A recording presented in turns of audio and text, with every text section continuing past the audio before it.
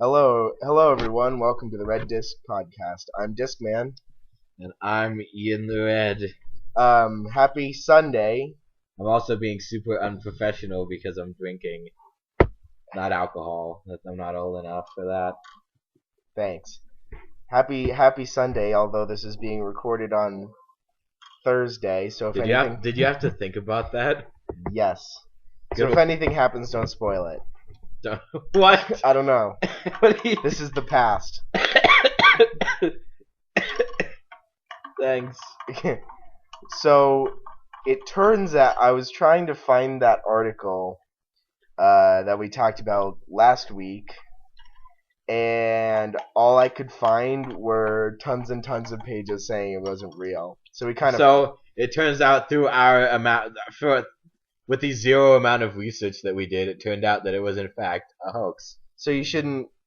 If it's from a website like moron.com, I'm pretty sure they're just gonna make crap up. But this time we also did no research, and we have another article for you. Yeah, it's great. We'll get to that first. It might be real, and it might not. It might be real. The Geo. That's what? What have we done? I don't know. That's for you. So everything's falling apart. That's for you to decide whether or not it's real, because we're not going to do any more in-depth research about that. Alright, so let's get started. We were having a debate about 5 minutes ago. Okay, get this. So, I'm sure all you out there know about the great American game we like to call football. So I'm going to talk about solids and liquids. I didn't know that I didn't know you were going to use that to segue in there. It's football. There are no liquids in football. There are no strings on me. There are no liquids on me. Our system is being scanned. No, the government found out and tried to shut down the podcast. It's okay. It's not real. Oh yeah, the government's not real. The government isn't real. Okay, so let's get started. I am pro liquid. Oh wait, no, I'm pro solid. No, I forgot my stance. Dang it, Dylan! I forgot my. You're like those people at the Broncos / Seahawks Super Bowl, and they're like, "What stance are you on?" I'm Seahawks. Oh no, wait, I'm Broncos. Yeah, that's me. That's me. Super Bowl, whenever that was. Super Bowl 2,596. I think you're off by a little bit. Anyway, I think we're on like 50 or something. Back on the topic of solids and liquids. So I'm a liquid kind of guy. Ow. I just banged my tooth on my glass. Well, okay, let's set the scene before we start a debate that makes no sense. Ian was melting ice cream, and I said it's better as a solid. For my shake, yes. By the way, that I'm now drinking and I just banged my tooth on. You shouldn't bang your teeth. I think they're underage. You hurt me. Tooth pedophile. So yeah. So he was like, well, it's better as a solid. I'm like, ice cream is way better as a solid. No, he's wrong. Okay, whenever I get ice cream, I just let it melt before I eat it. Why? Because it's too hard to split apart. It's not like it's ice. It is. It's ice and cream. No, it's like soft. It's not like eating rocks. Well, like ice. Well, if it's soft serve, that's different. But if it's not soft serve, not soft serve is fine. No, it's not. It's not. It's not like you're eating ice. That's not what it is. Have you ever even eaten ice cream as a solid? Maybe. Okay, I'm gonna take that as a no. So you're pretty ill-informed. I've tried and it was too much work. How lazy is your jaw? I got a lazy jaw. It's too hard to close. My lower jaw looks in the other direction of my upper jaw. I think that's what a lazy eye does. You don't even know. My sister had one. Had? Yeah. As in the past, there's no longer. Yeah, you can fix it. What did she do? I think she got glasses or something. Or something. Well, she got glasses, but I don't remember if she actually needed them. Anyway. Okay. So you know what? Let's let's get to the article. Let's just comment your opinion about solids and liquids. Which is ice cream better as, a solid or a liquid? Let us know. Yep. And we'll just say it. If you say liquid, you're right, and if you say solid, you're wrong. Okay, well, you can't bias people like that. They're supposed to be objective. That's the whole point. I thought the objective was to make money. No, being objective. That's... Okay, I'm not even gonna go there. Yeah, so we have a fun little article here. It may or may not be real, as stated before. Well, there's a picture, so of course it's real. Yeah, there was a picture in the last one, too. No, there was a picture of the guy in the last one. There was... the picture shows... That'll be great on recording. Yeah, great. Alright. The picture actually shows the thing being talked about, not the people involved. So this is clearly real. It could have been... Alright. Whatever. I'm going to say the headline, then pause for a dramatic effect. Let's do it. Python recovering after surgery to remove barbecue tongs. That's right, gentlemen. That's right. I know y'all want a piece of that. Snakes? With tongs. Snakes with tongs. That's how I take my snake. That's my fetish. Oh yeah, weren't we talking about fetishes last episode? Okay, no, we're not going to go there. A python in Australia got more than he bargained for when he swallowed the tongs his owner was using to feed him a rat. He weighed his options. Yeah. Well, rats are delicious. But look at those tongs. Those tongs probably have rat all over them. Yeah. Get more tong for my buck. That sounds like it's slang for something that we shouldn't be talking about on the internet. What? Oh, you actually want me to say it now? Say it quietly and we'll see. Banging! No, it doesn't. I like your quiet voice. Yeah. Okay, alright, back to the article. After weighing the options, Dr. Oliver Funnell decided surgery was required. How come doctors always have stupid names? Oliver Funnell. Oh yeah, I know all about Oliver her funnel. What? We were able to remove them quite easily once we got the big end out, he said. And that's also, in fact, what she said. The python... Alright, the ending is my favorite part. The python is expected to make a full recovery. The rat wasn't so lucky. So now we're going to give a moment of silence for all of the rats' lives that were lost during this operation. 1. Moment of silence!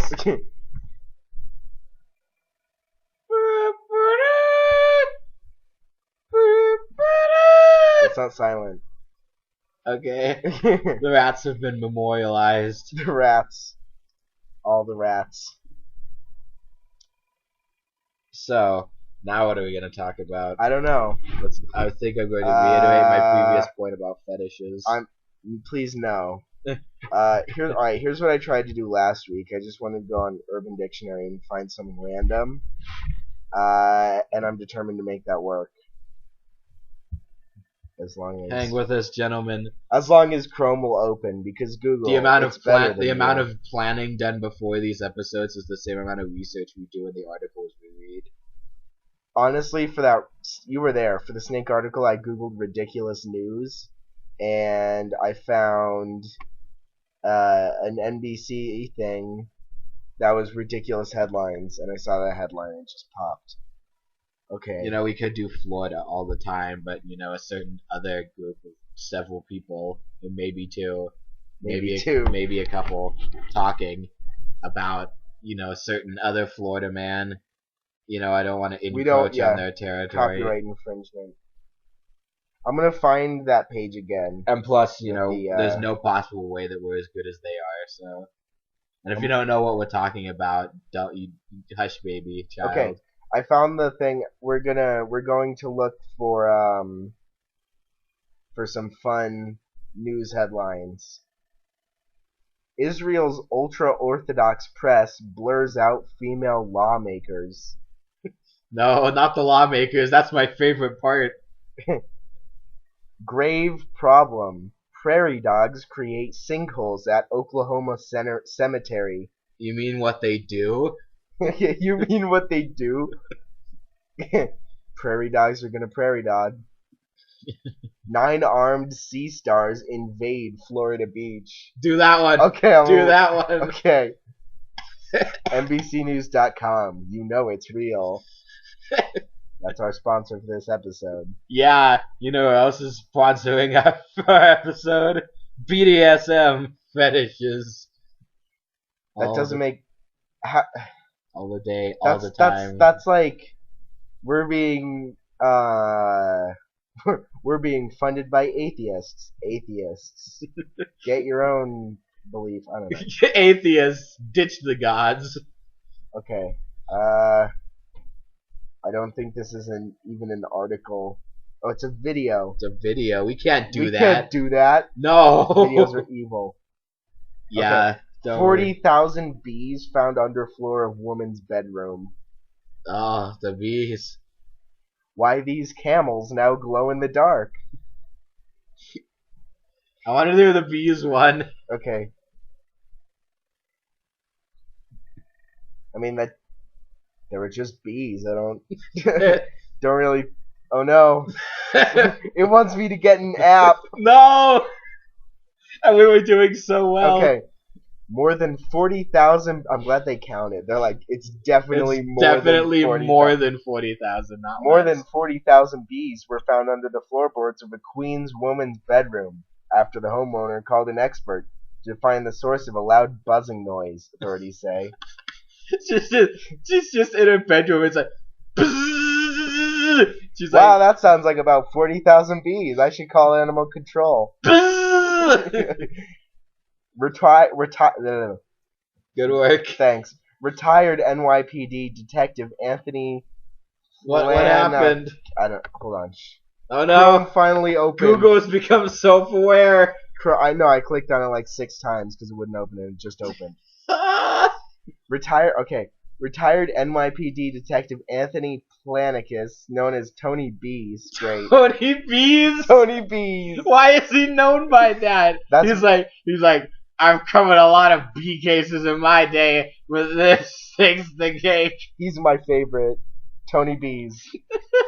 I can just see now a bunch of bees. And no, he's like, okay, it says retired, so he was a detective, but he's like, you know what? I just want to train bees. like he just walks in and he's like, hey, I can see get out. I can see like his detective work.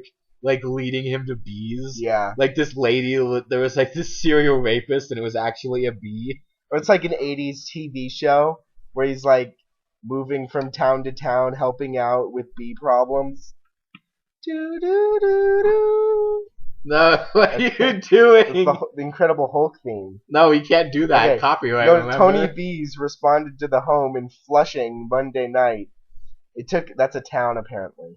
Flushing. I'm sorry for anyone who lives in Flushing, but that's a ridiculous thing. Yeah, if you live in Flushing, please tell us about the bees. Wait. It took him more than 2 hours to extract the unwanted residents, authorities said. I was right, he's a bee trainer. He had to extract them. He's the bee whisperer. He interrogated one of them. He's like, if you don't get your bees out of there, there's gonna be trouble. He's just like, they're like, no, Tony, take the mask. He's like, I don't need the mask. He just walks in.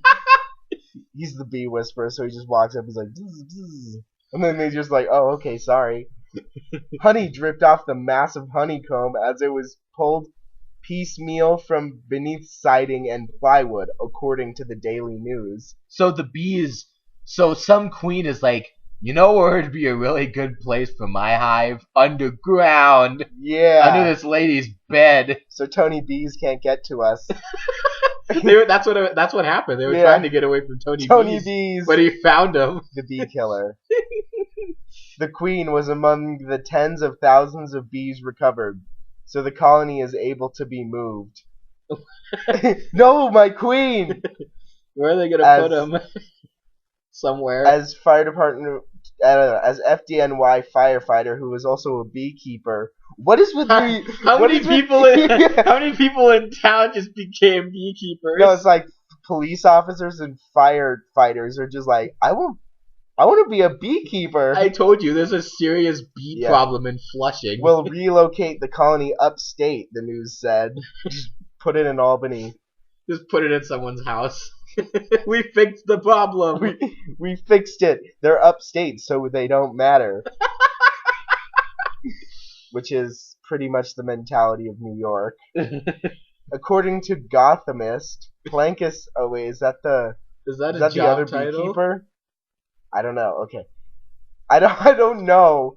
Plancus or Tony Bees said that the Honomer called him in July about the bees, but he was concerned they wouldn't live through the winter, so he didn't want to remove them at the time. July isn't in the winter. So hold on. So this guy knew that there were bees under their house, but Tony Bees is like, yeah, I can't do anything. You're just gonna have to accept the fact that July. That's midwinter. There are over 40,000 bees under your house. No, my favorite is she's like, it's July. Just get them out of here. He's like, no, they won't live through the winter. Well, I mean, I guess that makes sense. No, how? Because winter's coming. In July? No, eventually. That's like midsummer. Actually, yeah, you do put up a good The point Homer, there. Mary Jean, what did you do? Something check, I don't know. Let me see it. Mary Jean Dyesco told Gothamist she was relieved they were gone. Yeah, I'd be relieved too. Okay, wait. There's a link to another completely unrelated article just in the middle of all this. It's dad charged after autopsy of 5-month-old boy finds alcohol in system. Let's just read a little bit of that, and then before we run out of time. We're almost out of time. Oh, that guy looks like a real winner. A 22-year-old father has been charged with manslaughter in Connecticut after an autopsy showed there was a high level of alcohol in the system of his 5-month-old son. Wait, so he actually killed his son with alcohol? I don't know. He was charged with manslaughter. Maybe his son was drunk driving. 5-year. Everyone knows 5-month-olds. Just go back to the bees. No, all right. There was just a little bit left, and we're out of time anyway. So we will see you next Sunday. I'm Discman. And I'm Tony Bees. Tony Bees, if you're out there, call us. No, please, senpai. If you're out there, July is not in the winter. Also, please call us. I would love to do a podcast with you, Tony Bees. Yes. Okay, we'll see you next Sunday.